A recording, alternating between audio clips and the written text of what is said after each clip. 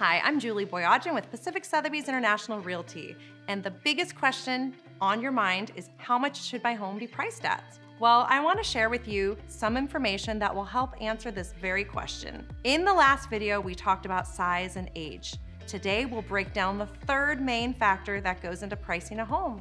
Another factor used to determine the listing price is what's known as comps. Realtors use this process called comparative market analysis, or CMA for short, to estimate a home's value. Simply put, we pull recently sold homes in a specific area or neighborhood called comps to see what's selling or what's not, and at what price. Coupling this valuable information with a skilled real estate professional will lead to success when pricing your home. Stay tuned for the next video where I'll be talking about upgrades and how this impacts your home's value.